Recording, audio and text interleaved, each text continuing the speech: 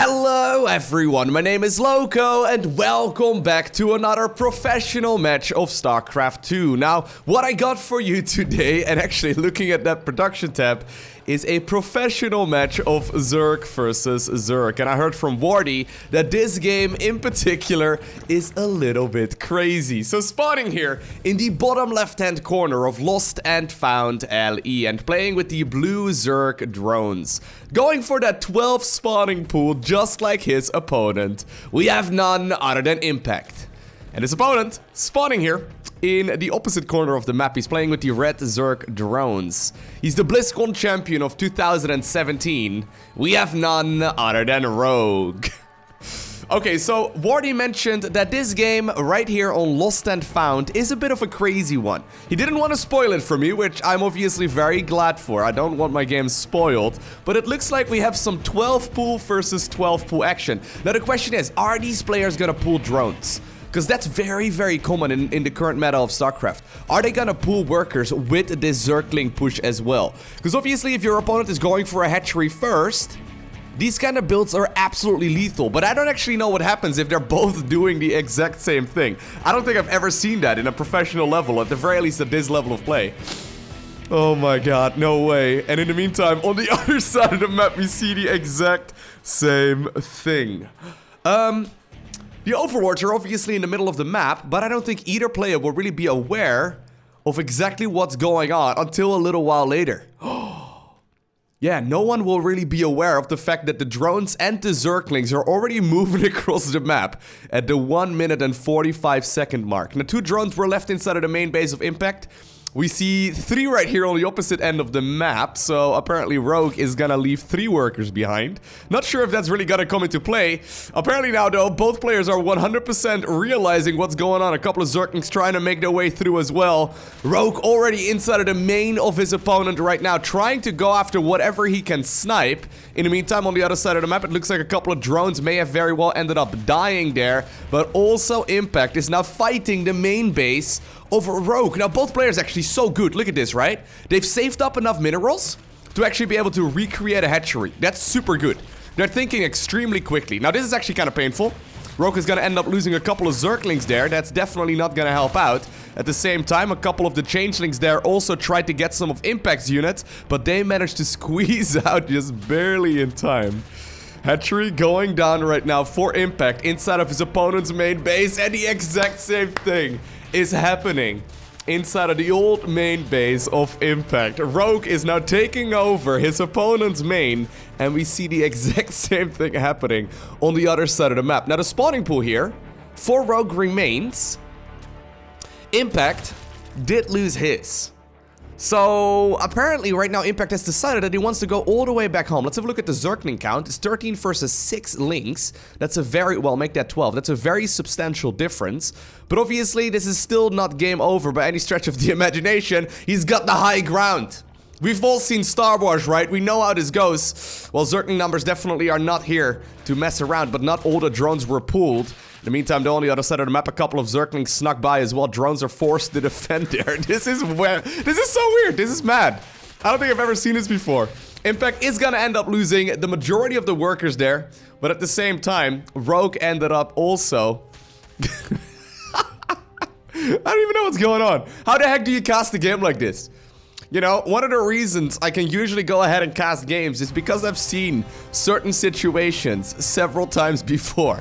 In this game, maybe I should just refer to making action sounds instead. Just oohs and ahs and, just scream at appropriate times. Alright, so both players killed each other's main base and then took control of the main base with their own hatchery.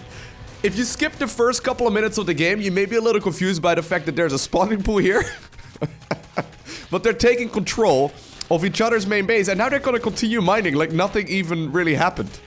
I love the dedication. Well, these Changelings definitely can become a bit of an issue. A couple of Zerglings trying to move up that ramp here for Rogue as well. Should I change the scoreboard right now as well, the positioning? There we go. Impact spawning at the top. Had to switch those right there. Looks like a couple more Zerglings will find their death over here, forcing some of that lost mining time. But it looks like we are back. to what is considered to be a relatively normal game, except that both players just lost their main base and took the opponents. Anyway, so let's try and see what we are at right now. 15 workers right now here for Impact. He's done a great job keeping the majority of them alive. Right, he only lost 4, whereas Rogue ended up losing 8. So the trade here in the early game, definitely in favor of Impact, because he's got a lot more workers. In the meantime, on the other side of the map, since that spawning pool stayed alive for a little while longer, Rogue was able to get that queen out. And that queen can very easily make up the difference, because obviously the larva production is going to go heavily in favor right here of the player in red. He's got a queen out and no spawning pool. This is really awkward. He cannot actually make any Zerglings, but he can inject and go for a hatchery.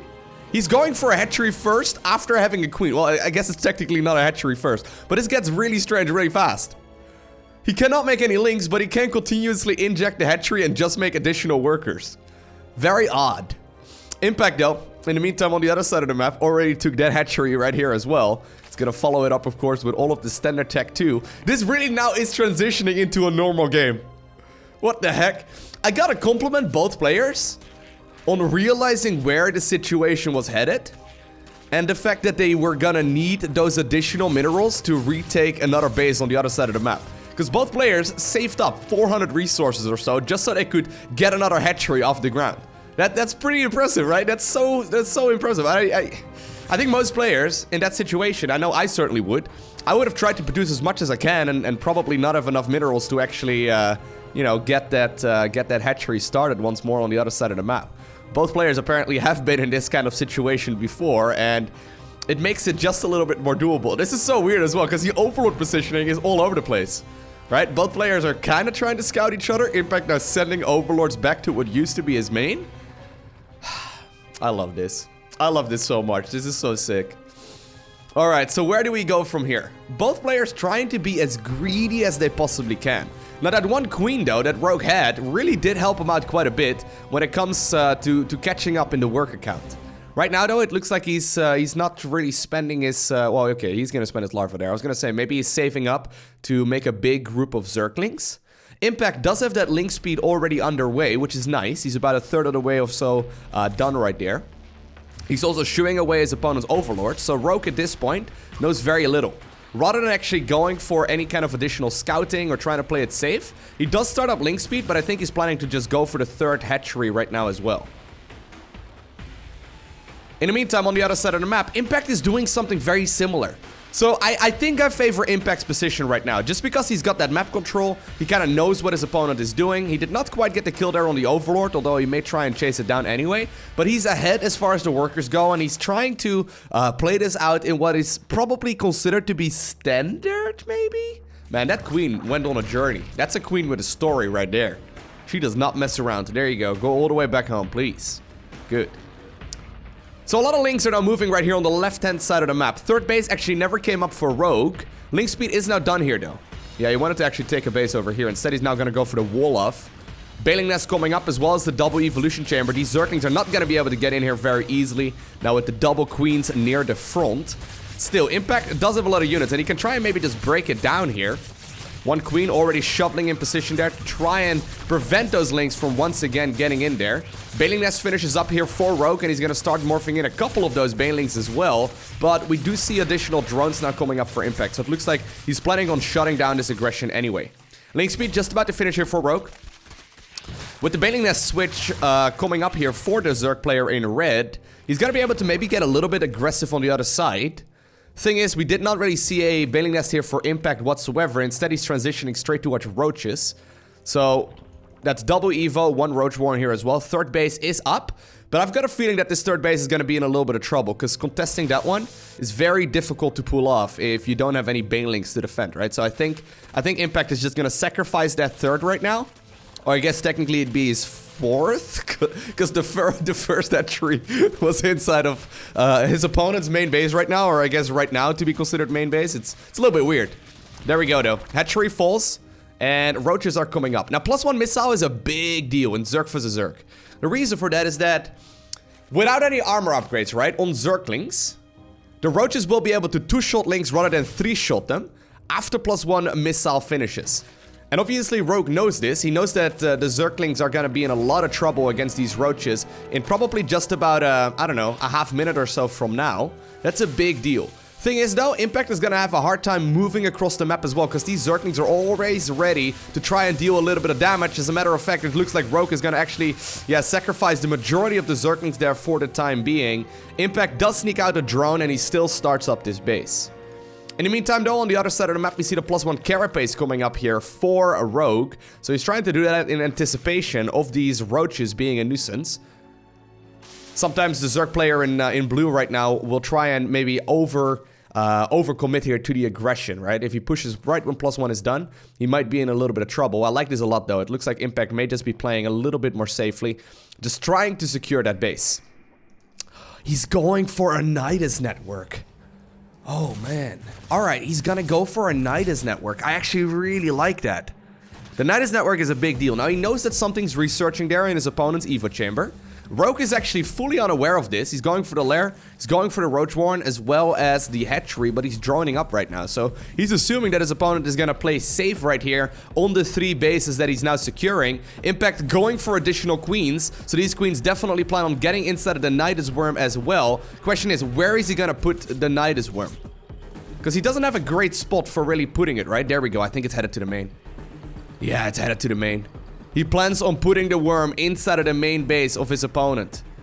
One changeling there trying to distract some of this army as well. Queen is gonna move up towards the high ground. Big group of Zerglings are now going across, but here's that Nidus network.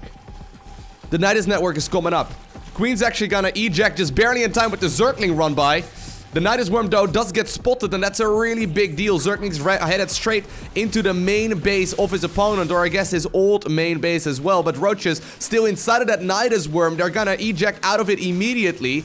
Spawning pool taking a little bit of damage here. A couple of roaches that just simply moved across the map have also arrived. Impact is defending at home while this is all going on, and while he's losing drones left and right. I think he's got this one in the bag, dealing so much damage inside of his own old main base. He's picking off worker after worker, and Rogue is forced to GG out. That was awesome. That was a really cool game. Not how you would normally expect it, and I really have to compliment both players here with the really quick thinking. It's so hard to, you know, like the reason why a lot of the pro gamers, right, grind as many games as they do is not just to be mechanically at the best position that they can be, right? Mechanically in the sense that they will never miss queen injects, they will never, you know, get supply blocked, they will never really be flooding a lot of larvae, they will try and you know, work on those mechanical skills, but also to be in every single situation several times before. So apparently these dudes 12 pulled with drone pools often enough to actually be in this scenario so often that they immediately recognized what was going on, saved up a couple hundred minerals to make another hatchery and start mining from the opponent's main. That's honestly the most impressive part here to me. That was awesome. I hope you enjoyed watching this game. If you did, make sure you hit that like button down below. And if you want to see more, make sure you hit that subscribe button so you get a notification as soon as I upload more. A special shout out to the Patreon supporters. You guys are awesome. Thank you so much for helping me do what I do full time. But for now, I want to thank you for watching. Have an amazing day, okay? Do not forget to smile. And I'll see you once again in the next one.